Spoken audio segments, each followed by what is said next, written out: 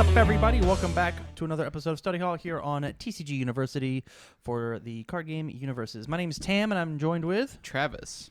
And Michael. What Study Hall is for the unenrolled is we take a bunch of your guys' UniVersus topics as well as some of our own, and we sit down and we discuss them for your amusement, entertainment, and knowledge. So with that said, a little bit of housekeeping before we jump into our personal weeks. I want to give a big shout out to our Patreon producers, Iari Melkor, Clay Cardwell, Jay Rogers, Jerome Weeks, Justin Forrest, Sean Bauman, Tyler Pease, William Stoll, Tracy Cardwell. Hi, Mom. They have all backed us at least the $5 level out on Patreon in order to get some really cool exclusive stuff, as well as huge shout-outs to us for helping us keep the lights on and get the equipment and all that. If you want to support us, please go to patreon.com/TCG University. Even $1 helps. And it's just like it's paid monthly, right? If you like the content, just it'd be cool. We're also brought to you by Cards Custom Build, but we'll talk about that a little bit later. Travis, how was your weekend UniVersus, my dude? My week in UniVersus has been... Oh, man. My week in UniVersus has been pretty good. I played Wiley at our most recent locals. I went 2-2. I had... 4 rounds? Yeah, it was 4 At a rounds. Legendary Wolf event? Yeah. Holy shit. It was pretty sick. I've never done that before. He didn't leave until like 10:30. Yeah. My first 2 rounds went swimmingly. Were you playing the water symbol? No, I was playing death. Sorry, I was making... Swimming in the marshes, you know? Oh, the swamps. The swamps. Fucking magic nerds. Look for Magic Study Halls coming soon. Yeah. Soon as you Round can. 3 and 4 were less than savory, I guess. I think the deck's really cool. I changed a few things. I think it's a lot better now than it was when I was playing it. I'm also building Fae Under Chaos, which is, I think, a really cool deck that I need to test. And then I'm thinking about building Kurama soon. So that's going to be my week. Okay. Rad. Michael, how about you, man? I built this sweet, real sweet and totally fair and balanced Death Raptor list, which is really cool. Look out for that soon. Yeah. It's pretty fun. Just like being able to block everything and like super breakering our opponent. Just punishing them for attacking us. Yeah. Feels good.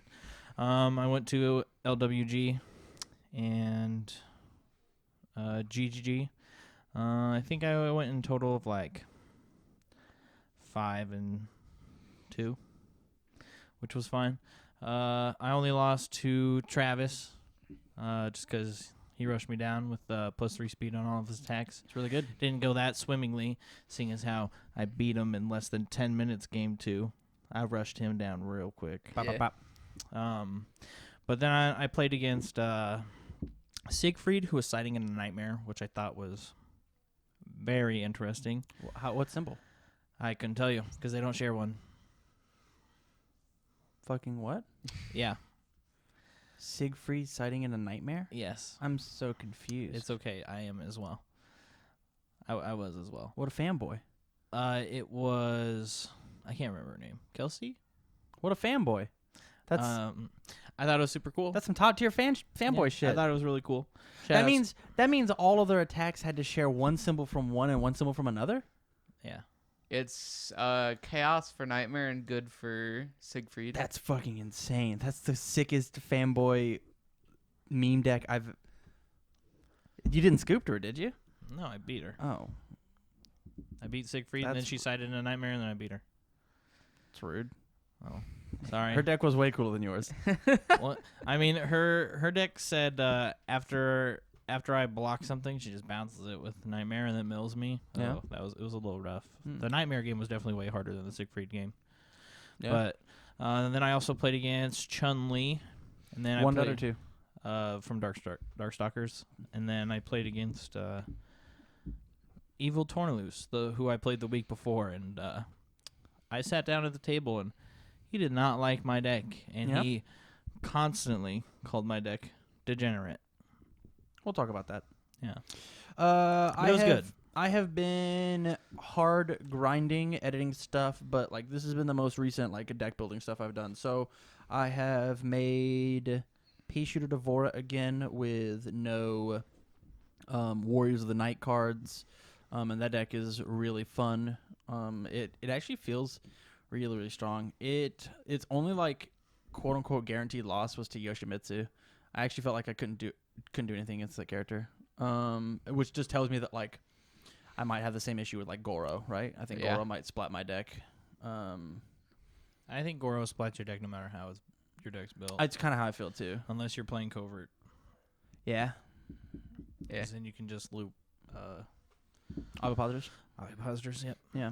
And then I made Midoriya under good, and it wasn't. And he just plays a little too fair. I was thinking about it, and like this would maybe make him too strong, but I feel like you ready. If he said, if your opponent's next attack name a keyword. If it shares a keyword, it gets -10. I think it'd be playable. But the fact that I have to pick the zone is so rough, so awkward. you know. Or if it didn't say their next attack, or it said if it had like a Yoshimitsu clause or their next high attack this turn. So, I think once Yu Yu Hakusho comes out, you continue to play it under good, and then you just throw in Spirit Shotgun. Yeah. 10 damage, not throw. Yeah. I think that's until like my hero stuff comes out. I think that's probably the best way. Well, the you can issue go about it, the right? issue that we have is this Spirit Shotgun a punch? No. Oh, Then I can't discard my hand I'm a for it. baddie. Yeah. Sorry, folks. I mean, Spirit Shotgun's still good, but Spirit Shotgun is Spirit Shotgun. Yeah. That card is insane under Is all it a three of weapon? its symbols. No, it's ranged. I guess that's fine. It's got shotgun in the name. Yeah, but he's bang. Yeah. It's got range and for then Tengu I decks. have re-put together a Scorpion in order to start actually play testing for nationals if I get to go, which it's probably looking better and better than I am.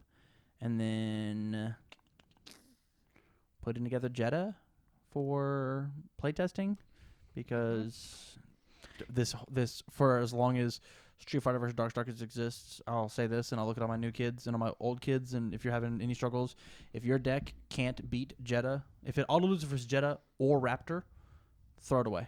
Don't play it. They're the gatekeepers of this format. They're just so unique in what they do. And some would say degenerate. Some, yeah. How do you like that segue? That was nice. All right. Yeah. Yeah. Go ahead.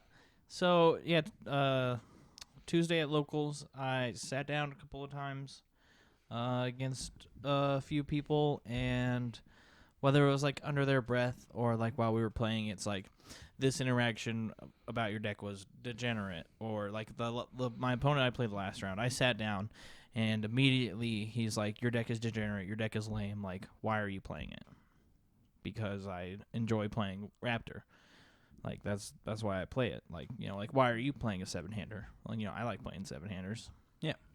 I think just a lot of people just don't like the keyword flash and that they don't get to use their defensive pieces, but I feel like if you're having a problem against flash, you just have to put the appropriate cards like in your sideboard to stop it. Cuz I mean, like, it's a viable deck whether it's lame or not. It's a viable deck because it won Worlds.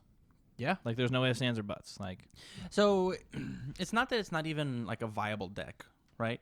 That's not what we're talking about. It's not a fair or fun deck to fight against. And to that, I have two things to say. Number one, it's on you, and I'm gonna pretend like I don't know anybody you're possibly talking about, right? I'm taking any personal people out of it.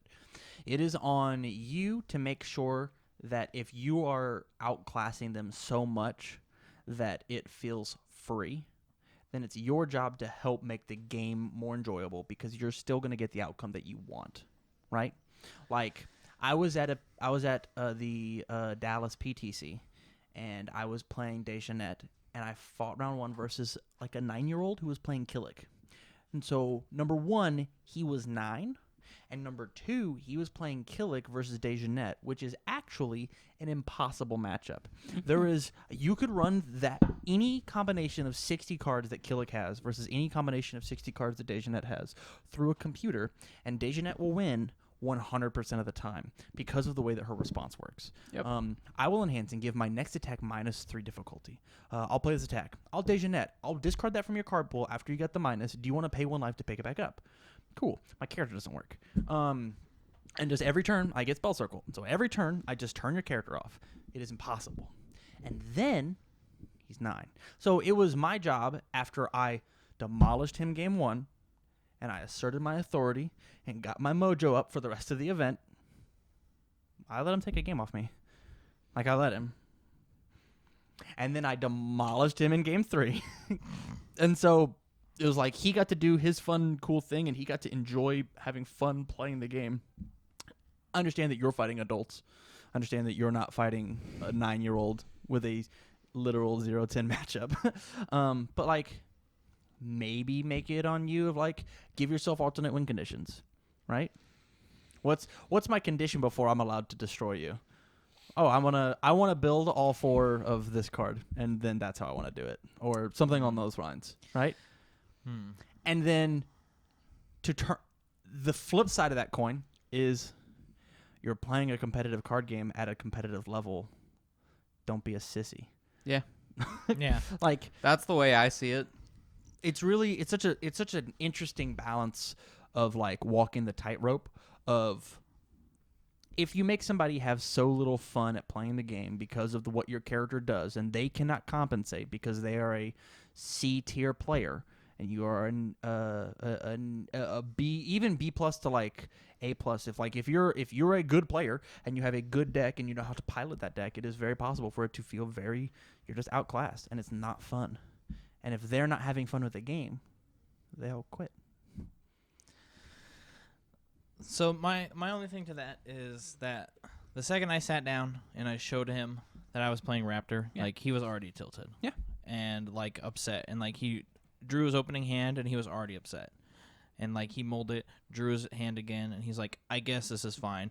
Play a card, play a card, play a card, play another one, fail. Oh, of course this would happen against your degenerate deck. Like, you know, like, I haven't even done anything. Yeah. And, like, I mean, you did, though. I sat down at the You table. sat Sorry, down. guys. But, like, the worst part is that he had sideboard against me. Yeah. He was playing Dragon's Tongue. Mm-hmm. Yeah, that fucks and you up. I can't touch that card. I No. literally can't interact with it. But see, the reverse side of the coin, which was super funny, is he actually lost because of Dragon's Tongue. Mm-hmm.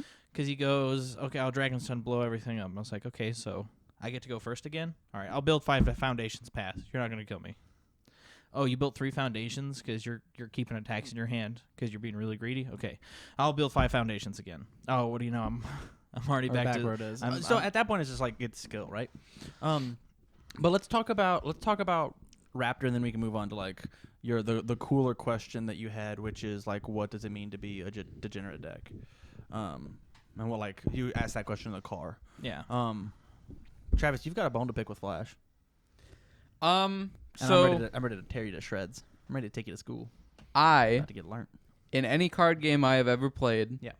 I have never been a fan of cards or mechanics that take away base mechanics of the game. And that is the entirety of Flash. You remove this entire mechanic from the game, Mm-hmm. and neither player gets to use it. Okay. You remove the entire enhanced step. Yep. Neither player has an enhanced step. Yep. That mechanic's gone. So you don't like infinite draw like Exodia decks? Because that actually takes away the battle phase of, like, Yu-Gi-Oh! No. I don't like... Or you don't like no attack Heidi? No. I don't. Well, we already knew that. Yeah. Like, I don't like... I don't know. I don't see the skill or sportsmanship in Exodiaing your opponent. I never have. Have you ever felt the power of the Forbidden One? Yeah. Yes. I have been on both sides of that matchup, actually. Okay. I remember one time I was playing in a Yu-Gi-Oh tournament and someone was like, well, you can play this deck. It's Exodia. Just dirtle until you draw your pieces. I was like, okay, I guess. Yep. And then Seems like a very Travis thing to do. I didn't have fun. I Huh? won, but I didn't have fun. Huh. I got to sat there and do nothing while my opponent tried to do things. You are a mill player. I don't understand that. You're not having fun. I still attack people while I'm playing mill. Nah, that's, They have every mechanic of the game available to them Okay. when I'm playing a mill deck. All right. So they like, super do. What enhance am I going to play on Fatality? I'm just I play other attacks in the deck. It's Sure. not just Fatality. Sure. I play Irradiates. I play Death Knell. But you abuse fatality. I mean, the whole point of those attacks are to pick up Fatality. Correct. That's fine. Oh yeah, that's fine. There are counters to Fatality So still. let's talk about Flash as a whole, right? Mm-hmm. So, like, let's get back on topic as opposed to BM and your whatever. The issue that I have is that Flash sucks. Flash is like not good. Flash has a very you get what if I like looked on UFS Ultra for the Flash keyword plus every card that I could possibly use offensively for Flash, the list would be like maybe 50 cards out of 3,500 cards in standard. Mm-hmm. That's if you look at all three symbols. I'm saying throughout the whole game. Like, yeah. Like that includes every good card that has Flash, every all card that has Flash, every chaos card that has Flash, right? I'm saying like there's maybe 50. We'll say generously 100 when it's like respond when you play an attack, do random thing that doesn't matter. Flash sucks. I don't think it is Flash's fault. I think it is Raptor's fault. I think it's Raptor. That's how I feel. I think I 100% believe that it is Raptor's issue. He is just a perfect storm to wear that. Nobody is going to locals with Shadow Man. I cited it. You cited it. And I didn't cite into it a single time. Oh, crazy. Nobody's going to locals with Flash Vega. Nobody's going to locals with Mishka. Mishka. And I love Mishka. I mean, nobody's doing that, right? It is not the Flash mechanic. The Flash mechanic is inherently supposed to be weaker. The issue is it's being driven by a character. Raptor wears the Flash mechanic so damn well. He got in the driver's seat. He kicked everyone else out the car. Buttoned up, classy. Yeah. +2 speed or +2 damage. The way that he removes the leg shredders in order to go. Heal by a shaman is insane with him. All of Flash decks have Game Breaker 2. He's a 7-hand size with 19 life. Like, he's got built-in speed reduction. He's got like in his kit, his kit says that he does everything. It's not Flash's fault because nobody was playing any of Quickman's shit. So Quickman wasn't a deck before Raptor. That's fine. I don't think that Flash has to be good in order for it to... So, like, I don't think something has to be good for it to be degenerate. Ooh. So, I think something... Like, Exodia, that deck's rarely ever good. Ever. Mm-hmm. That deck is almost always bad. Okay. But it's still degenerate. Okay. So, Flash... What about throw decks? Do you think throw decks are degenerate? Yeah. I think throw decks... So... I don't really like complaining about any mechanics, but it is okay. You're allowed to air your grievances on the podcast. Sorry for this first one being a bit of a downer. It's like, I don't know. So like, I don't like complaining about it because I'm also in the camp of people shouldn't be complaining about things because it's a competitive card game, and I hate it when people do that. Mm-hmm. Like when I sit down across from someone and I'm playing a deck, I beat them or whatever, and they're like, man, your deck's so degenerate I couldn't do anything. It's like, okay, I mean, sure, it's a card game, play around it. Thank you for the compliment. But like, that's just the way I see it. Well, I wasn't thanking him for the compliment. I was just saying in that situation, I would say, Oh, okay. thank you for the compliment. Yeah. I thought you were saying Because he beat me. He beat me. We played a 40, 50-minute game one, super grindy, and he chipped me down. And then, he beat me. So, like, back to is Raptor degenerate? I think Raptor is, like we said at the very beginning, I think you said it best, he's a gatekeeper of the format. Yeah. I think if your deck can't beat Raptor, I think if your deck can't beat Jeddah, and this is going to sound crazy, if your deck can't beat Heidi, I don't think you should play it. Like if the rogue decks. The and not even the rogue deck, if you don't interact with me, I'll just kill you. I'll Mhm. just end your life. Like this is this is really funny. So you both met Garrett Brett at Rockford, right? Yeah. Garrett Brett. Did you see the deck that he was playing? Mm-hmm. The all wall Gil. do nothing Gil, right? Mm-hmm. Sculpt the perfect hand, punish you when you overextend because I used no resources. That's how he plays the game. Yeah. He went into nationals as a wall spike 1 deck with like 13 attacks in his deck or some shit like that. Like, I'm playing 70 cards, 15 attacks. You'll never touch me. And then his round 1 opponent in top 16 was Heidi. Yeah. And he was like, I can't touch you. so I lost. I'll never find a kill turn. I just won't because that's not how I play the game. He got a game though. He got one. Yeah. He got a game. He's like, ooh, pop, pop, pop. Yeah. But like, if you can't fight that, you should look at how your deck works. And instead of complaining, the best thing you could do is jump on UFSultra.com, read cards, because maybe the issue is like what symbol you're playing it under. Maybe the cool mechanic that you want to do is so rad under death of your deck. Like you're playing a cool Dr. Wily death deck. But hey, instead, let's play water instead because it has this mechanic that like stops more stuff. Maybe you need to maybe you need to take, and instead of trying to be the aggressor, instead of trying to play the game at your tempo, you need to turn around and try and play it at their tempo. Like maybe that's like there's an expression that my parents use a bunch that I learned is an expression that only they use is turn the cat around. If you are rubbing the cat the wrong way, instead of petting it the other way, just turn the cat around and keep like change something, even if it's not the most obvious thing to change. Mm-hmm. Just complaining about it's not going to do you any good.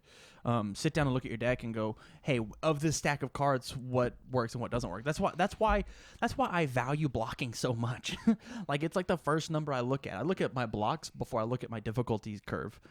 Like because like, man, I think Snake Man is a degenerate deck. I think Aaron Black is a degenerate deck. No. If you lose to an Aaron Black, your deck's bad. Yeah. Because you built it bad. For the same way of, if you lose to an all-flash deck, you built your deck bad.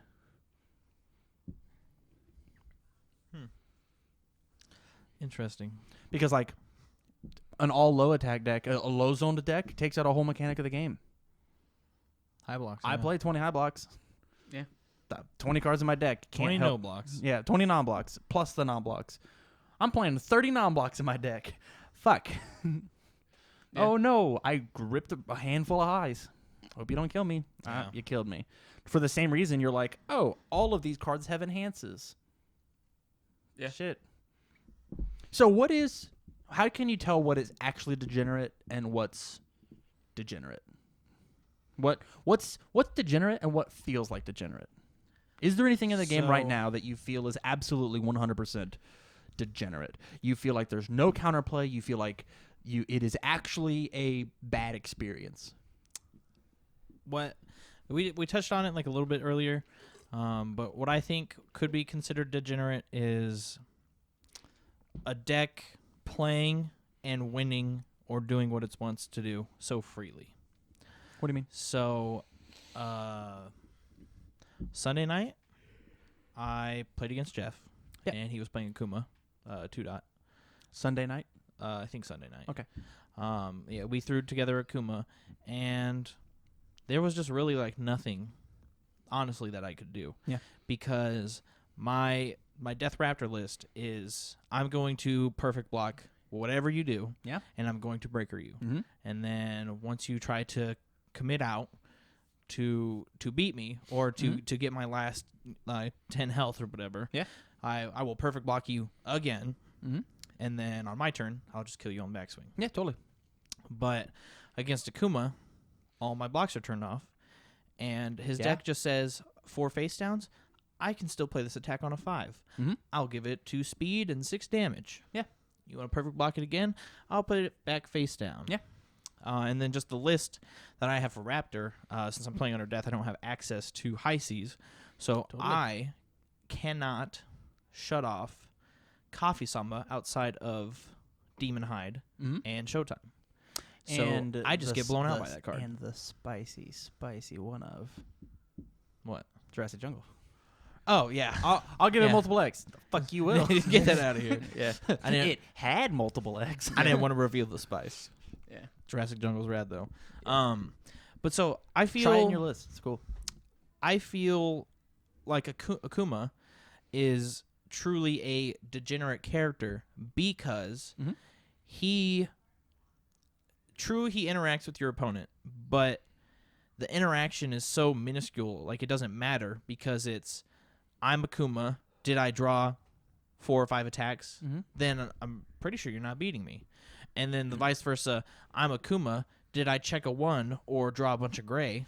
Then I might just be dead. So the turnaround, then like we could sit here and you could give me a complaint, and then I can turn around and like, oh no, it's not that because this. But like, Akuma is free because when he draws orange, he capitalizes on that orange very well, and he says that you're not allowed to interact with him. Yep. So at that point, you need to look through UFS Ultra and go, what turns off what he does, right? Well, How many bangs are you playing? you see, I sided bangs. Right, so I'm already playing 2, Mhm. and I sided into 4. Yeah. And every single bang I played, I got revoked. Okay, Every time. sure. What we can do? So now I have to counter the counter to Yeah. counter his character. Hey, that's And that just means that my deck is going to perform suboptimally yeah. because I'm playing the counter to counter to a counter game. So And so that means that I have to change my deck to play against the field Yeah. more so Yeah. and be more prepared against the field than instead of me just focusing on I'm going to block everything you do and I'm just going to backswing you. Like I have to work and I have to practice and make my changes to optimally make my deck better, I guess. And it could even be like, you ready? Like it could even be the fact of like, is it possible? And I'm just playing devil's advocate here. Is it possible you're playing bad? How many foundations are you holding to block with? Because he can't flip on foundations. That's not exactly the problem. It was me. I'm holding like 4 cards. Yeah. And there's like 1 attack, Mhm.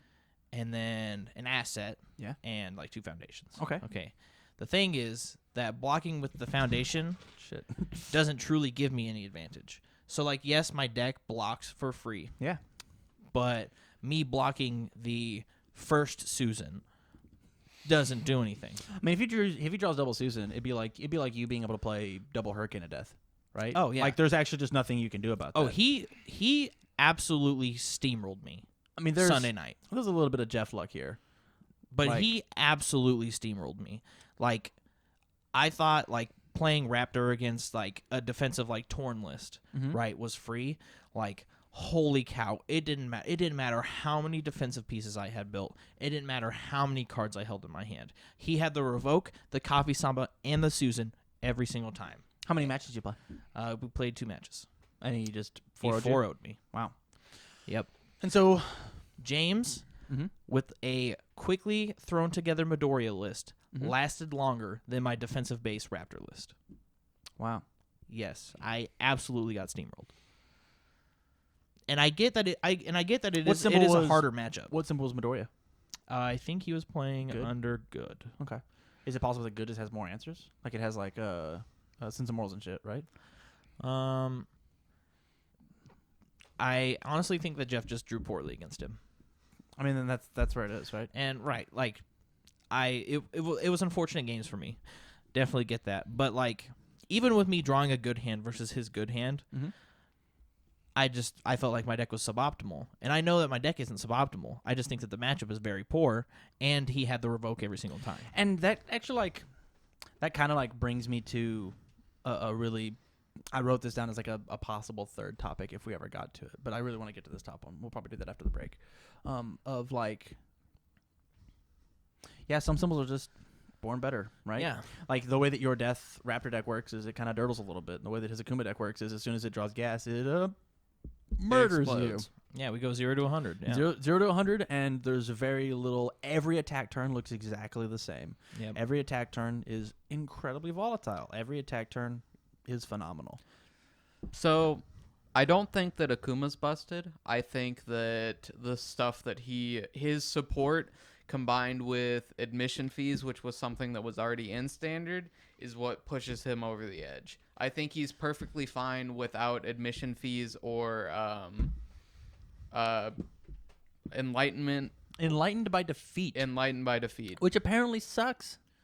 Formidable Task is better than that card. Like, Shout outs to the common common card tournament that I have out on Facebook, where you can go out and vote. There's a 16 card bracket.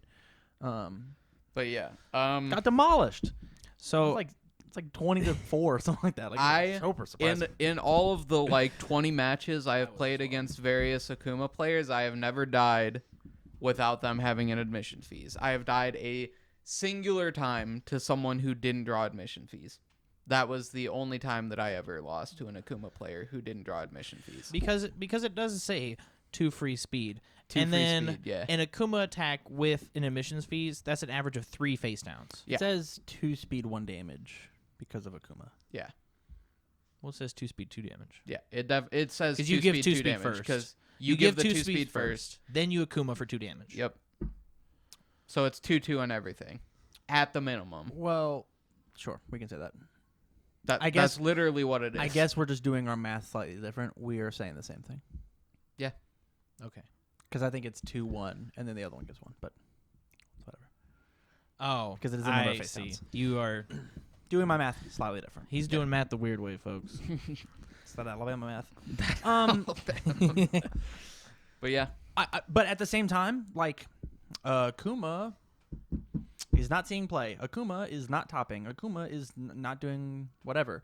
So Akuma only feels shitty when he draws hot, which is just how every aggro deck feels. Man, it feels real shitty when Ken blows me out on turn 2.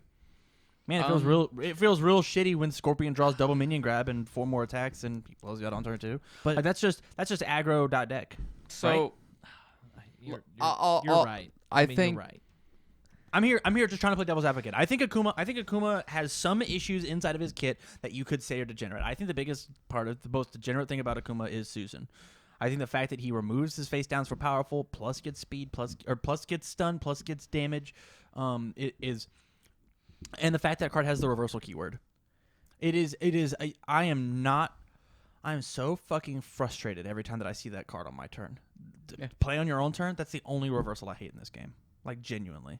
With I'll block reversal with this, add this card in, give it powerful, stun you out. It's got an extra 5 damage. All right, it's a 5 mid for 10 with stun 1, and I have 2 flips to cancel your shit. So- this card says breaker 4 on it, and it smacked me for 10. What the fuck? I With think like a 0 low block? Are you kidding me? Yeah, 0 low blocks. I think people aren't playing Akuma simply because of flavor of the month reasons. So I think people have gotten bored of Akuma because obviously we've seen Akuma lists all over the place beforehand, before 7th Cross, and now people are just trying other things. Like, Akuma will forever and always be a very good character as long as he has admission fees and enlightened by I think defeat. he's good. I don't think he's very good. I think he's got some consistency issues, which is where I like play devil's advocate and be like, he's not a degenerate. He's got consistency issues.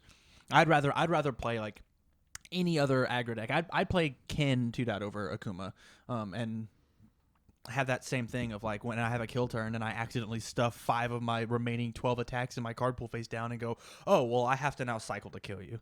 And you just get to run rampant, right? Like, he's got that RNG factor, but like the RNG factor works the other way because it's RNG. Oh, man, I stuffed all these useless faces. Oh, man, I stuffed my other 3 admissions fees. I don't have to draw those anymore. Hey. It's like, Yeah. like, I don't know. I think him having Evil fixes some of his consistency issues that he could have, just because Evil has so much draw. it is certainly the best of his symbols. Yeah. But there is plenty of times where Akuma draws 2 attacks and goes, oh, well, this does not kill you. I end my turn.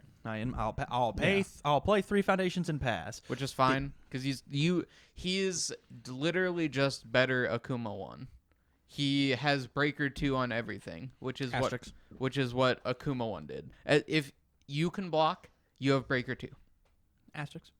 Pretty much. Like, unless they are building, Which we're Or cool with. Or which we're still cool with. you get Vega'd and you just choose to fail it. I'll bait out the flip. Nah, that card didn't actually matter to me. This one kills you. Like there's ways to play around it for sure. There is fine. counterplay. Just playing devil's advocate. Doing the job. Vago. Is there anybody else that's degenerate? We've been on Akuma forever.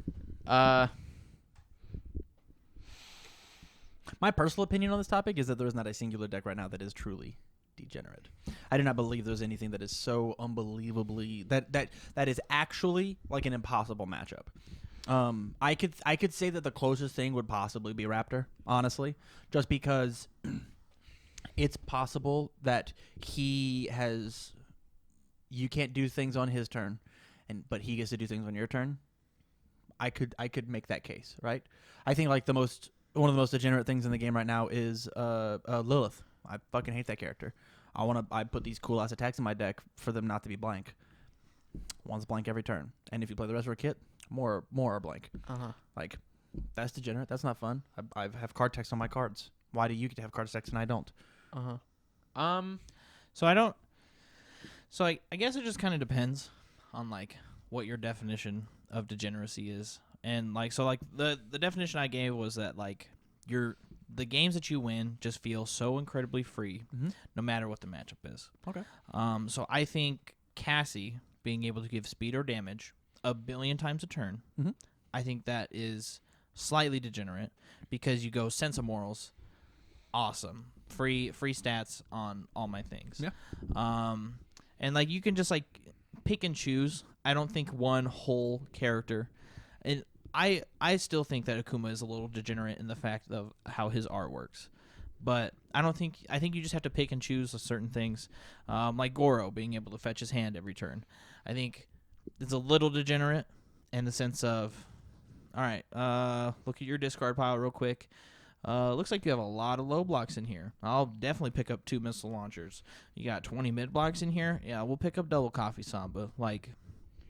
And like Goro just gets to read like his opponent's defense really well and pick up whatever he wants and practically gets to do whatever he wants. Yeah. So like I think in that sense it could be degenerate, and I think a lot of this game is you pick and choose your spots of like this currently could be seen as degenerate, like a turn 2 Heidi deck that has a Herald of Germania and like 4 or 5 foundations, and you just roll 5s or 6s. Like I could consider it like a little degenerate. Yeah. But like Travis said, flavor of the week, right? And what time are we at? Like 40 minutes. We gotta shoot the camera soon. Like Travis said, like flavor of the week, right? And I think that's how this degeneracy works. Is like, what do you get fucked up by? It's fucking degenerate. It's such a card game mentality. Yeah. It's such a competitive game mentality. Like, For sure. you ready?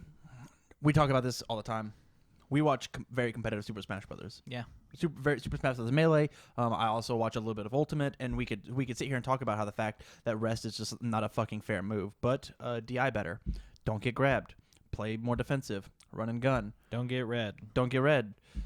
Like, make better choices when it comes to that. Crouch cancel more. Don't crouch cancel more. Do what you have to do in order to like cap. Oh man, Fox is losing. Well, how many lasers are you playing? How many lasers are you shooting?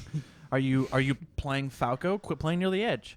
Like, there's like You're gonna get clipped. You're gonna get clipped. Like that's just how it works. Ah, fuck Puff. Fuck Puff. She's so degenerate. She presses down B and she wins the game. Blah blah blah. Yeah. Well, don't try and touch her. Like that's your issue. Do you have an issue with wobbling? Don't get grabbed. Run away. Play a different character. Like you've got so many options. We've got 3,500 cards in this game. Yeah. Play different cards. I mean, I think that characters are a lot less degenerate than the decks that they're played in normally, because I think it's the support that makes the character, because people thought Cassie fucking blew until they saw her support. People were, well, yeah. Like, Yeah. I think it's the support and the stuff that they already have that makes the character, which is why I think that you see a character like Shinnok, all these back end of set characters that, man, this character's good, but he doesn't have support. So, like, he's automatically worse than other characters who have support. How dare you say that to All Might? How He dare is. you? He He's the is. greatest hero. He is. I am here. Now eat this. But yeah. So, like, characters like Cassie and Akuma they are so much worse without the stuff that they have already in standard and within their own support, because Cassie sucks without foundations that don't count towards progressive, like without sense of morals, without season guide, without now in Yu Yu Hakusho Reborn Human. She's not good. We have to reset the camera, but remind me about Cassie whenever we get back. Okay. From a word from our sponsors.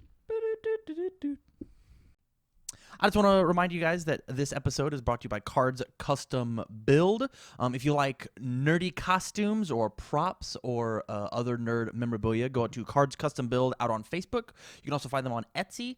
And I've got a deal for you guys. If you mention the fact that you saw me on the podcast, this is actually my dad. And he said that he'd give any UFS crew, any UFS watchers, $5 off of their order if you come and say that you supported the show. So any of the cool costumes that you've seen, like you see up on screen right now of me as Scorpion or me as Dr. Wily, that was all made as Cards Custom Build. Plus, here's some of his other stuff that he's done. He's an incredible builder, and he takes requests. So the next major, maybe somebody wants to come dress up as a My Hero character. Reach out to Cards Custom Build out on Facebook or Etsy, and he'd love to get back to you. So with that, back to the show. Wow, thanks, Cards Custom Build. That was rad. Hey, just real fast. I know this probably isn't on the thing. We have these. This is really wet. We've got these like custom Cup holders. Coasters. Yes. And they're they're making a bunch for us of our logo and a bunch of other nerdy shit. You should definitely go out there and they can do any image that you want. Like this is All Might. You see his face? It's All Might. He's giving us some, and so you should definitely use that $5 off in order to like grab a big order of these coasters. They're really rad.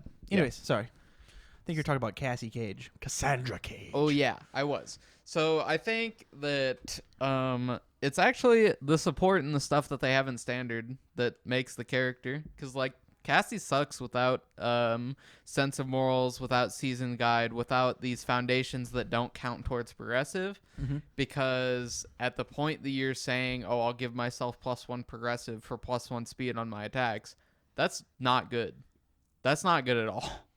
Like, I think that combined with the fact that she says non-attack cards, which means stuff like throw it down, that also doesn't count while it's in your card pool, still gives speed and or damage. So it's not really Cassie's fault. It's the mechanic of this card doesn't count as progressive. Correct. I think Cassie's just like the perfect scaling character. Once again, I'm playing devil's advocate of like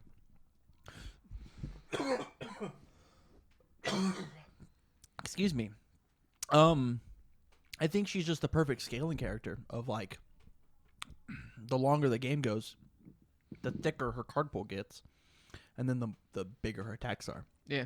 And so she is such a snowball when it comes to the character that even if you, let's say we got rid of all card text that says this card doesn't count as progressive, I still think she'd be playable.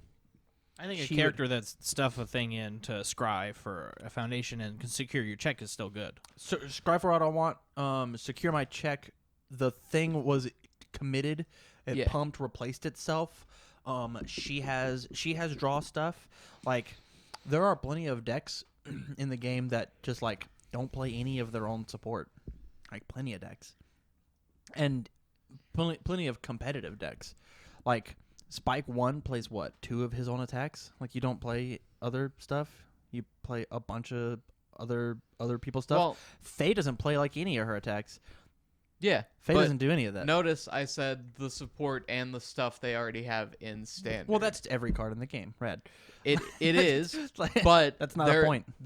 Yes, it is. There are characters who have more access to things in standard than others. Like, if you look at a character like Faye, she's very specific in what she wants to do, which means obviously she's a lot more limited in what she can play that's already in standard. Well, I mean, she has the same card pool as every other Chaos good or water character. Yes. But she's just more restricted by the what text she on does. her character. Yes. I think Faye's I a bad can see. example, but I get what you're saying because I'm having this issue with Midoriya right now if I'm only allowed to play punches. Yeah. So, like, I get that. Yeah. And, like, there are characters, obviously like Akuma, when they were printing Akuma, admission fees still exists. Mhm. That's something that he automatically already has a leg up on other characters with. And it's not even in his own support. But that's fine though. That's totally fine. I actually, man, I'm like, I get Akuma's strong, but I'm such an Akuma apologist. Like, I think him finally, Rad, we finally got to take this card that was useless, and make it not useless. I'm down. I'm so down. It wasn't useless. It was useless. Gyro Man played that card perfectly. There's never been a Gyro Man written on any list ever. Like, that's Well, just, that's fine. but, and even then, Gyro Man didn't play that card well. He played that card once. What, man? He gets to use it with the Gyro Blade. Yeah. But he also has his own ability that does that. Yeah, I mean, yeah. So, right. So I get to use it once, and then all my cards counter is progressive, and I can't play any other cards. I draw cards. I have a bunch of... like, thank goodness he can play it. That's rad. That's awesome. I think I like characters being able to use old support really well, and I totally am for that. But with how they printed Akuma's kit, it's just admission fee is just too free. Yeah. For him. Yeah. That's my only complaint about that. Is We've there- talked about Akuma a lot, so I agree. I'd like to. I want to move on just ever so slightly, but like my last point, and maybe it can get us to segue somewhere else. Is there another card in the game that is as free as admission fees is in Akuma? Somebody else's support or not? Is there a card that stacks up? So. You may not agree with me on this one, but I actually think that telekinetic mastery in Wily is actually an absurd thing because, oh man, I'll make a 5 or I'll make a 6. I'll commit 1. It passes, -2 speed, blow up this foundation, get a new ready foundation. I actually 100% agree with you. And I get to do that on every single attack. And so you think that's as good as admission fees in... Yeah. Yeah? Like -2 speed or damage for free on all of your attacks, scaling with how many I have of each telekinetic mastery. I think that's insane. Like, I don't think that Wily himself is insane, but I think that interaction, you could consider that a degenerate interaction. Sure. Because telekinetic mastery, when you're checking 6s or when you're not committing cards to pass that card's insane. That was the entire gimmick of the Aswell deck I was playing, and people never killed me. They just didn't. I think this man had 3 ties. Yeah, I did. I think like the only thing I could maybe say is like Moonset into Kodokan Oh yeah. of being just like, hey, this thing's not supposed to have throw, and it now has throw, and it's got 1,000 damage. Yeah. I hope you had throw hate. Yeah, Dang like, it. or sorry, this thing's not supposed to have powerful, and now it has throw. Oh, now it's 1,000 damage. Like, Yeah. Oh, I have one. Yeah. Because it was never intended to be this way. Yep. And James is going to be probably a little upset with this. Go ahead, I'm calling you out, James. call him out. Errands for Grandma and Taysay Yeah. saying that your attack deals no damage Yeah, is a little silly. I'll +1 progressive to Yeah. do nothing. Yeah. Thank God that card is going. Yeah. God, I fucking hate that card. I know that is such like a niche interaction. I know a lot of you people probably haven't even played against Taysay. that is such a beautiful. That is exactly what I wanted to hear, because it is old ass support that never did anything. Like, it Yeah. didn't do anything. The only way that people ever played Errand for Grandma was, you ready? They'd play Errands for Grandma, and they'd play the Wall of Goro in a 7-hander, and it would do exactly that. And it was a 2-card combo of Wall of Goro. Errands for Grandma would reduce the damage down to 3, and then Wall of Goro would say that it's nothing now, or vice versa, or whatever. It would do this, and I take no damage. Only playable in a 7-hander. They had to have 19 or less health. But like, yeah, Taysay plays Errands for Grandma just as well as Akuma plays admission fees. Asterisk. There's a flip cost as opposed to free. Yeah. Right. But like. But it's just flip for your opponent gets +1 progressive. And I'm super down for that. I'm super down for that existing. Yeah. Hey, you know how you beat that? Play Foundation Hate. Yeah. Yeah. I mean, and I'm Under all of these symbols, are you playing Skull Barrier in any of your decks? I'm siding to. You're siding to? Yeah. Fantastic. So you should also side active Treason. treason. Thank you. Active treason. Form remove a reversal from your discard pile. remove any foundation from your opponent's board. It's 2/5 non-block.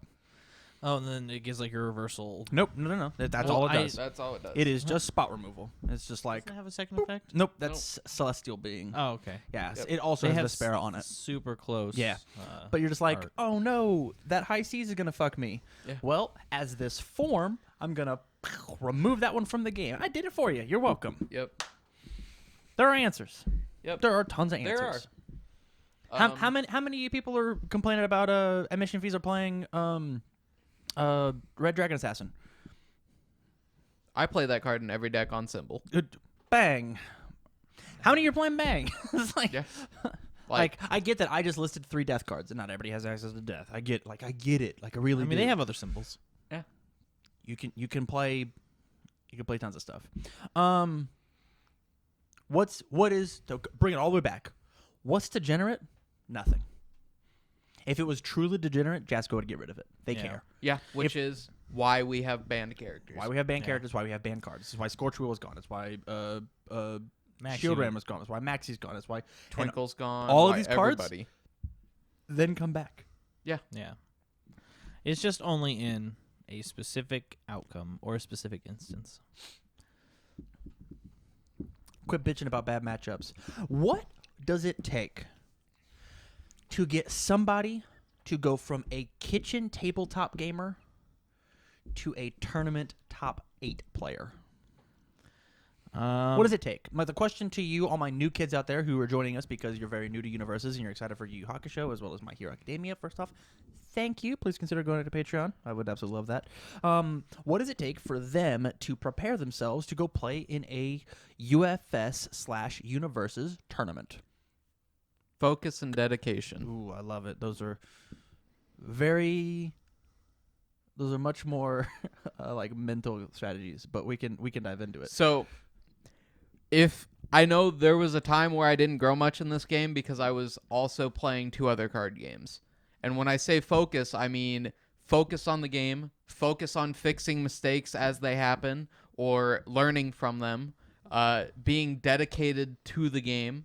I know that there are a bunch of people who play multiple card games, and it's much easier to progress in something when you're dedicated to it, when you really chisel away with that hammer and get better at the game.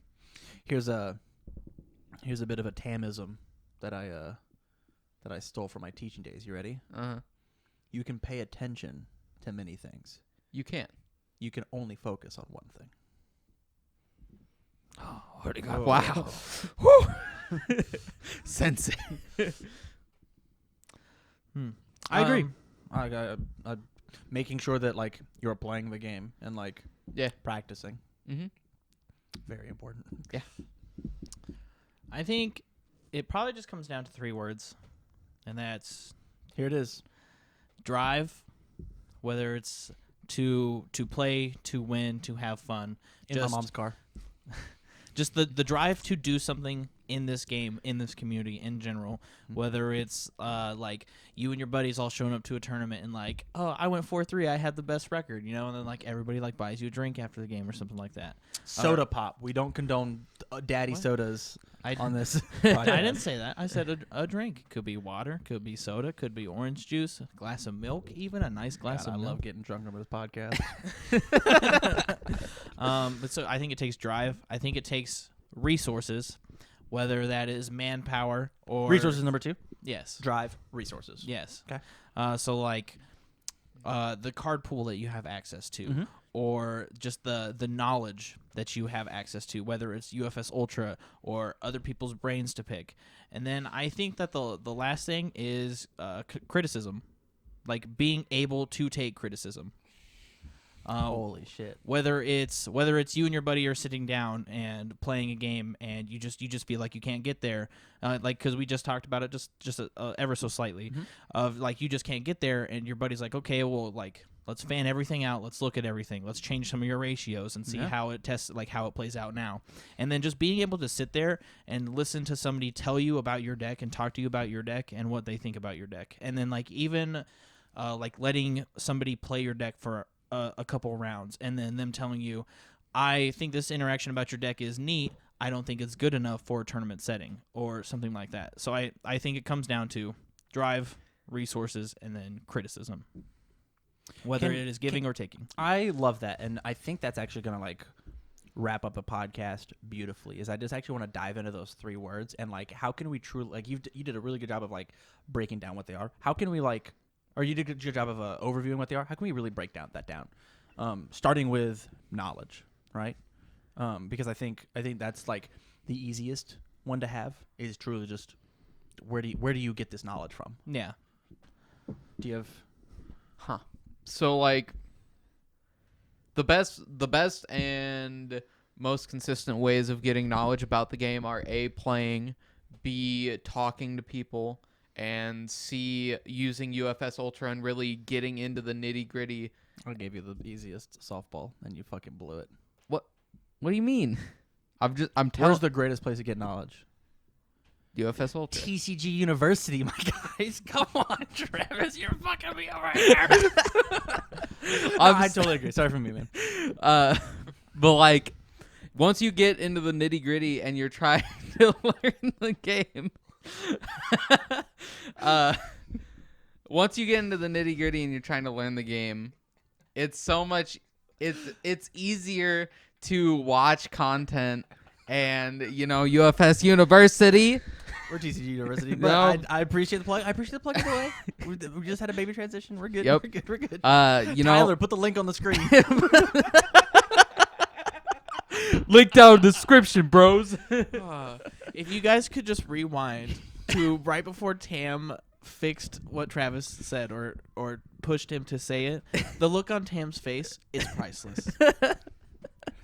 But so like once you get into the nitty gritty of things and you're really trying to learn the game, it helps to look at every card in the game and try to ingrain the knowledge of various cards into your head. So you should never have to read your opponent's card when they play this down. Like optimally, when you're going into a tournament setting, you know what everything does. You're prepared for almost anything. Nothing's going to surprise you. Your opponent flips their character and you're like, oh, I know what he's probably doing. You have the knowledge Yeah. for this matchup. Yep. I think to like dovetail off of that, I think like one of the biggest things when it comes to knowledge is just the I think raw stats is good, and by that I mean like, hey, what is every word in the game on every card, and having that rope memorization. The other piece of knowledge is genuinely how do I play the game. I think understanding how interactions work so that you can make the optimal play. Every time that my opponent makes a misplay, and I hope you guys have caught on to this or not, of like every time that you make a misplay, I want you to go back and fix it. And it's not for you, it's for me. Because I want to know if you made the wrong play, make the right one. Because one, you did find it. It is a casual playtest environment. Don't do it again. But it also tests me and my mettle of when you make the right play, how can I respond? Because if I'm sitting there making plays to subpar plays, if I'm making counters to subpar plays, You're just making the wrong plays. I'm making the wrong play. Mm-hmm. It's the right play in that environment, and you'll have to know that. And hopefully, if you're a good enough player, you'll be able to figure that out. But go back. You actually should probably do this, or We'll like talk to each other and be like, do you have any more enhances that you want to do? Are you sure you don't have any more enhances? There's not a 0-5 foundation that you could possibly... No? Okay, all right. Then we'll do it now. And, like, really goat them into, like, hey, this is actually going to fuck me up. Like, you look at my discard pile. I don't have these blocks. You should play this attack instead. Like, this was probably the better play. Mm-hmm. Sick, you won the game, but, yeah. And, like, knowing how the game works of, like, how does Breaker work? I get asked that question all the time. Hey, what's Breaker do? Breaker says after you block with it, your next opponent's next attack or next card gets +X difficulty. Mm-hmm. Well, how does Breaker and Reversal work? Very lamely, but it's how it works.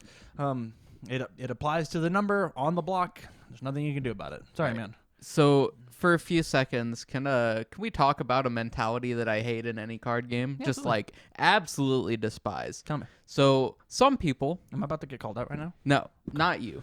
Some people, Are you going to call Michael right now? no. Some people, when they win a game after making a misplay, they don't consider it a misplay because they won the game. And I hate that mentality so much. I am getting called out. Really? Yeah, absolutely. You do that? You've never done it against me. It is the... I just want to say real quick. Yeah, go ahead. It might be a misplay, but it doesn't matter because I got the W anyways. And that's how I feel, right? That's fine. So the way that I equate game-winning misplays is if I'm trying to travel to your house, maybe I turned one street before. Still got you a house. Yeah. So Still got like, there. Like I pulled up to your driveway. I got the W. It doesn't matter. Next game, Yeah. now that I know the route, yeah. it's there. It's- They're all stepping stones. So it's less that people don't consider them misplays, or it is. It's more like they just don't acknowledge it to be a misplay. Like there have been times where I've played against people and they're like, they make a misplay, they win, and they're like, "Oh, I didn't misplay, I won." Well, that's just arrogance, and there's nothing you can do about that. Yeah, which that is the mentality that I despise most in a card game. Here's some more TAM knowledge for you. You ready? It's okay for people to be dumb. Yeah. It is totally okay for other people to be idiots. Yeah. As long as you do your best not to be an idiot. Yeah. Good on you. If you're just trying to help and be like, hey, I think this would have been a better play if you looked at my board and hindsight 2020, I know it's in my hand, but like this was probably the safer option. Yeah. If they go, it wasn't a misplay and they don't explain themselves, just take it as like, it happens. Yeah, you just take it with a grain of salt. You move on. Yep. If they come across that interaction and they lose because of it, then Rub it in their face. or they'll or Take they're a picture and put it on Facebook. or they'll Tag them in they'll think about the current interaction that you had before with them, and they'll realize it truly was a misplay. And then at the end of the day, you're the one that gets to walk away with the W. I like that. Not physically though. You still lost on paper. Drive. Drive. How do you keep drive? I think it requires people to push you, you wanting to push yourself, Yep. whether it's just deck building or piloting, Mm-hmm. and then just the overall want or need to do something for a community, whether it is to put yourself out there and win a tournament and like, and I guess it's kind of a weird way of saying it, but like mean something huge quotation mark, mean something to a community. I've got a perfect example for this, and I saw it today, and I thought it was one of the coolest things I've ever read on like the UFS community. One of the first top tier deck I ever played was Assets Athena, which basically played as a rainbow deck. It played 20 assets, 20 actions, 20 foundations, 20 attacks. That was the deck. That sounds cool. It was so rad because it played basically it was the original Dr. Wily Skull Fortress deck of it destroyed face downs and built new ones. And if the top card of your deck, top card of your discard pile was not a foundation card, after you destroyed a foundation, you drew a card and then built a card from your hand. And so you cycled from your hand and then built it face down. And The so Forester was pretty cool. you built your actions and your assets, and you didn't want any face down foundations. You wanted them all to be face up. Because you can trigger that effect every time. You can trigger that effect every time. And to the point where like, oh no, I've got all these committed face downs. Well, I'll keep blowing these up and keep. Oh hey, an attack! I found it. I'll put this action down. I'll play. And so Kevin Broberg said the inspiration for Thomas Gordon of being the meme king he is Kevin one time told him, one day, one of my crazy ideas is going to be meta defining. Wow. And I was like, that was such a hero quote. Oh my god, it was so. And Truly the hero of UFS. Thomas was just like, ever since then, I go as hard as I can on the memes. I want to make infinites work. I want to make the crazy bullshit happen, because one day, my Thomas foolery is going to be meta defining. Wow. And that's such a drive of your being useful in the community. right? You don't have to like spend $1,000 on podcasting equipment and go make your own stuff. That's not what he's saying. It is what sick ass deck. Who was the first person to be like, man, High Seas Adventure's really fucking good. Nobody's playing that card. Yeah. Everybody should play that card. Same thing we're gonna do with Jurassic Jungle. Let's go, baby. Yo. Yeah. That's really cool. Across nowhere there's good High Seas. But like, drive to be like, what's the next thing that I can give to the UniVersus community Besides cardboard. Yeah. Like, even just completely outside of cardboard. Yeah. For my new kids, if you win at a major, you get to make you design a card and Jasco prints it for you. Yeah. In your likeness. It's really cool. Yeah. And in my opinion, one of the main draws to this game, actually. 100%. And this guy. And that guy. I do think that it is the greatest card game prize. Yeah. Because you are forever solidified in the game. You're immortalized. But there's more than one way to be immortalized in this game. Totally. Yeah. There is. Spend $1,000 on podcast equipment. Hey. What was your last point? It was drive. It was criticism. Criticism. We'll get to that in a second. I want to talk about one last thing. I just couldn't remember what it was. Okay. When it comes to drive, I think one of the biggest things is you got to have somebody to communicate with. I think personal drive can only get you so far, and I think that community drive can only get you so far. And community, I mean like playgroup drive. Yeah. Like I would not be anywhere nearly as good as I am without you guys, and I would not be nearly as good as I am without me. If you separated one of those two things,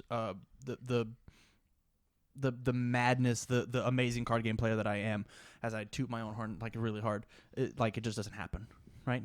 Mm-hmm. Yeah. I definitely agree. I definitely wouldn't be as nearly as good as I am currently right now if it wasn't for the house and everybody here. And at the I same agree. time, like you wouldn't be as good as you are if you weren't constantly like, hey, what's this next air deck I can make? Air for life. The next one. But yeah. Get a big tattoo with an A on it. It's like, But it's like, be like this, right? There's an A. When I win cardboard, please just let me just air only, please. I'm used to put, begging you. people used to put 4 symbols on it. yeah. There's some really neat champ cards. You should go out and look on UFS Ultra. There's some really neat shit. There's I've a seen lot of some cool of the real stuff. old ones. One of my it was a small tangent. Tangent. Tangent. One of my favorite champ cards is a champ card. I don't remember exactly what it says, but it says like if your starting character is named this or this, this gets an extra effect. And they had 1 singles as well. Oh, It's like it's the Garrett Brett. It's one of the Garrett Brett champ cards. yeah. So it was like if your starting character's name is this, it gets minus difficulty or some shit like that. Yeah. So it's just like it's got all these other effects, but if you play my character, It's got an additional one. I think it was like Red Lion's Den or something. I don't. It's something along those lines. yeah, I don't know. I'm not positive. Anyways, last one is criticism. This is so interesting, and I'm gonna put you on blast a little bit. This is a really interesting one coming from you. I think this is really, really cool. It's because I like to consider myself really independent, and I hate criticism because it makes me feel like I'm not good enough, like you're not. personally or physically. Anyways, Well, but I'm not. But I'm not either. Like yeah. that's what I'm trying to get to. You got me. You got me there. Yeah. Like I pride myself on being independent, and so like when someone like sits down and looks at my deck and tells me, "Oh, well, this card's better than this," like I just want to blow their opinion off because I'm so independent and I'm so naive, and I lack the like attention span for constructive criticism. Sure. And I think constructive criticism can take not only your gameplay, but your deck building abilities like to another level. Oh, I totally agree. Like when I criticize somebody's deck, I actually want to have like a 2-hour long debate with them about every card in their deck, the numbers in their deck, like the reason that like if I want to sit down and I actually want to deck tech with you, let's deck tech for 6 hours on a singular deck, and we'll argue about the reason I think this should be a 3 of and not a 4 of. And I'll sit here and I'll debate my case, and as long as I'm heard, as long as I'm not blown off, I could talk about it forever. As long as you can like give me a logical reason. Like if I come at it with a logical reason and you don't have a logical reason to counteract my point, take the fucking card out. Yeah. Like, Yeah. and that's how I feel. And if you can make a strong stance of, hey, the reason I want to play 3 of this thing is because I want to play. You ready? The reason I'm kicking myself right now, even sitting here, is that like, hey, I want to play this 3/6 with a 2 mid block unique in my Jetta deck. I want to play We Are Many, You Are But One as a 3 of in my deck. It's a unique. I can't have it, but it's got a block. It checks a 6, and as soon as I see it, the game's so easy. Holy shit. If I can open this card, I actually, like, my win rate goes from minimum 50-50 to like 75 just because of how much of a control piece that is in Jetta. Yeah. So Card is insane. if I check 2 of them, I'm SOL. The game stays at that 50-50 minimum. Like or it stays at the struggle, but as soon as I get that one, boom. Yeah. And I can sit here and I can debate with you and talk about it and be like, yeah, but I need to keep my deck under 75 cards because I'm playing like 18 attacks or something. That's nothing. It had to be cut. But did it? Let's actually sit down and do the math. Yeah. Like I think that stuff's really interesting, and mainly because I'm not that good at it, honestly. Because I don't consider myself a good deck builder. That's why I was like so proud of myself when I built the first like 3 or 4 versions of Air Torn. Mm-hmm. And then like, gosh, like going to Dallas was like such a slap in like my face of like, why am I not playing this card? Why am I not playing this card? Why am I not playing this card? I love it.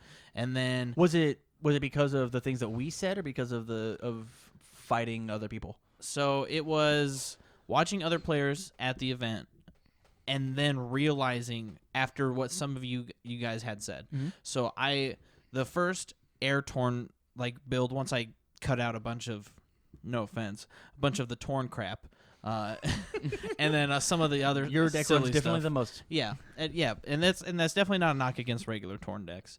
But it was either you or James told me to play ace maneuvers, and that I was silly for not playing ace maneuvers, and I was so hard set on Fumisil Violet is just better because it's 3 speed and it's a 3 low for 16. Yeah. It's a 3 low for 16, and sometimes it can't be blocked by weapons. Yeah. And I was so dead set on playing that card. Yeah. And after playing at Dallas, I literally in the car ride home unsleeved the violets and already had put ace maneuvers in because of how important that card was to my combo. And now I can't even picture my deck without ace maneuvers.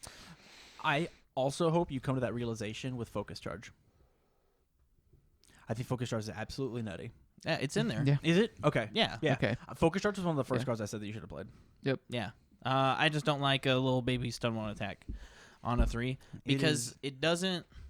The only. So I'm still iffy about this card. Mm-hmm. There was a couple of times that I played it and I was like, man, this card's really good. And then there was a couple of times where it was like one of the few attacks I saw in my hand and I was like, wow, this attack is not good. It's a case by case scenario. Mm-hmm. The only thing it does for my game plan is it's a 3 high for 7. Mm-hmm. So block this, please, while I commit at least 1 foundation with its effect. Yeah. But it gives my next attack speed, Yeah. which is super nice. And it also says if you block my Kikisho, or if you block the Focus Charge, my Kikisho has +6 speed, which is actually really nuts because then it's a 9 mid for 10, Mm-hmm. and I actually super dig that. It is a beautiful combo piece. It is a jab that sets up the sickest cross. Yeah. And the jab's not going to do anything by itself. The only thing this jab can possibly do is give you a momentum when they don't block this little baby attack. Like even the 3 mid for 3, and you're just like, next one's going to be really scary. You better watch out for the next one. It's going to get +3, +4, which is nuts. Discourages them from blocking because they're like, oh man, I'm scared of this next one. I better block the next one. And I'll build 2 pass. All right, go ahead. Well, and so that's why I like about Focus Charge a lot is Two mid block. Are you kidding me? it's a 3 high for 7 in my deck. Yeah. That gives +3 speed to my next attack. But the only thing is that realistically all it does in my deck is give +3 speed to my next attack. Right. Yeah. I still want to try 2 on groceries over God of Thunder. Because man, do I not like blowing up my foundations. But that's off topic. I think you're really bad at taking criticism. Yeah. I can agree with that. I think you're equally as stubborn as me, but my only one up is that practically nobody can criticize my Air Torn list. I think I have a hard time with taking criticism because I don't know. It's a long story. You fill in the blank at home. We've got Yeah. 8 options on the screen. Yeah. I don't know. It goes back to my very early Weiss days. Our community was not very good at giving actual criticism. It was more, your deck's bad, play something else. Which I hate that criticism. And that's not even just a Weiss criticism. That's a lot of naive card game player criticisms in general. Yeah. That's I mean, so we had talked about it just a little bit earlier with the rogue matchups, seeming as Jeddah and Raptor, and if your deck can't beat them, should you take it apart or should you play more things against it? But like I like criticism that fixes the deck. I don't like criticism that is just to talk. Yeah. Yes. That is just take the deck apart, play something else. It's bad. Well, Don't do it. So sometimes the only true criticism is, can you please take apart your 100-card Woodman deck because, no offense, it is truly bad. Yeah. Which, like, that's fine. But then if I know it sometimes- myself, then I'm much more allowed by my own mental to agree. Yeah. if you did not make that Woodman deck, you would not have the Dr. Wily deck you're playing right now. Correct. And I can agree with that. Which, wholeheartedly. like, It's all stepping stones, baby. Yeah. It's all Yeah. stepping stones. which, like stepping stones, it happens. Sometimes, like, if I didn't make that bad Kotal Khan deck, we wouldn't have had the Spike idea. Yeah. Like, the reason you are bad at criticism, and now I get to talk to you and make it relevant to you, right? The reason you're bad at criticism is because you're so in love with your ideas. Yeah. You're so married to the thought of it's my baby, it's how I did, as opposed to us playing like a communist play group where you don't have an idea. Yeah. We have an idea. Yeah. You birthed it. It's our kid. Yeah. Let everybody parent it. It takes a village, right? Yeah. For the same reason of I like, love it. it's not your torn list, it's our torn list. Without your torn list, Tyler would not have topped with Remulus. Yeah. Because I would not have made that deck. There's Yeah. zero chance I would have come up with that. But because of your interactions, it made this other thing better. And because of his interactions, it's now going to make this other thing better. Because of that, and it's going to chain to each other. If you get so caught up on, well, that's not how I made it, then you cannot grow. It is Yeah. impossible. You get lost in your own ways and you can't grow. Even to the point of, man, just try this thing. Yeah. Which is why I was disappointed. I'm putting you on blast again. You guys Oh need my to fucking gosh. you guys got to fucking rail on me. All right, you gotta tell me what I'm shitty at too. I'm so bummed you took that unblockable attack out of Raptor. I think if you put that thing in at a 3 of and you actually track 3? I think you put that thing at a 3 of and you actually track how it fucking works. I think you're gonna be like, you fucking idiot. And just the surprise factor of that card alone is just going to make people so afraid of you. You're going to check it, and So they're gonna be like, what the fuck does that do? Are you I talking can't- about brutality? no, we're talking about a real flash attack. We're talking about Jagged Barrage. Oh. I want to So- off symbol 3 Jagged Barrage in Death Raptor. Because the way that you beat Death Raptor is either you rush them the fuck down, which this card has Breaker 3, and you're only wanting to block with your attacks anyways, which all symbol chain, or they overbuild because they have to try and stop. Oh, you built 4? Boom. I'll discard my hand, pick up another one. Boom. Discard my hand, pick up another one. Boom. And it's an unblockable for 6 damage? Unblockable for 6. God, that seems so good. Right? And I think it's only good in this Death Raptor deck. I think that like the ceiling of that card of, all right, so for their 3rd or 4th foundation, they had to commit 1. Yeah. Raptor's not committed. So we play this, we blow up 1, Mhm. and then we give it +5 total damage because we have a Showtime build. Yeah, totally. Right. So like that's the ceiling. That's the ceiling for that card. Okay. But the rocks beneath the dirt for that Yeah, card the floor. is that's the flash attack that I have to try and kill them with. That's how I have to start my turn of, man, I have a lot of gray and I need to kill them this turn because I won't survive and I have these healed by shamans. I truly feel that on offense, true offense, and not the cheeky reversal way that we're playing that card, Mhm. I think that the Shadow Shuriken is insanely better in the sense of if for whatever reason my opponent clears it, Mhm. I get value. It replaces itself. Yeah. And then it gives damage to my next attack, which I think is also insane value because my Izuna drops are going to come in with 4 damage, excluding Showtime. So it's going to be 7 damage. Yeah. Or my next attack's just going to get +2/+2, which I also think is insane value. And I don't disagree with you. We also then get to take a look at the difficulty curve that we have, right? which So I feel like is a little rough for my deck. how many 5s are you playing versus 4s? This is another 4. It's got a 0 or a 1 mid block, which is the same as your other thing. As Shuriken, And yeah. the whole point of you playing Erendite Replica is to breaker 3 them. Yeah. And this is a breaker 3 that has 6 damage and is sometimes unblockable and sometimes picks up other ones and sometimes like there's Yeah. all these different avenues. So I think test it, my guy. I was just upset. There's like I totally get it. There's in no that harm. in that situation, it's not that even if because we took out I'm playing 2 Shadowblade Shurikens and we took out one of them for the Jagged Barrage and then I ended up losing or had a really bad scenario. You checked it game 1 Yeah. to fail a foundation and went, fuck this card. I Yeah. was like, what? Yeah, but so it's just I'm a firm believer This card in fucking sucks. and if you change one card in your deck, it offsets the chemistry of your deck, right? And I felt like if I wouldn't have taken that blade out, it might not have been the next card that I checked. Man, that is some superstitious Yep. heebie-jeebie voodoo bullshit. welcome to a WoW, Magic, Dragon Ball, Bleach, Yu-Gi-Oh player that played Pokemon and dude, I believe just like James believes that foiling matters.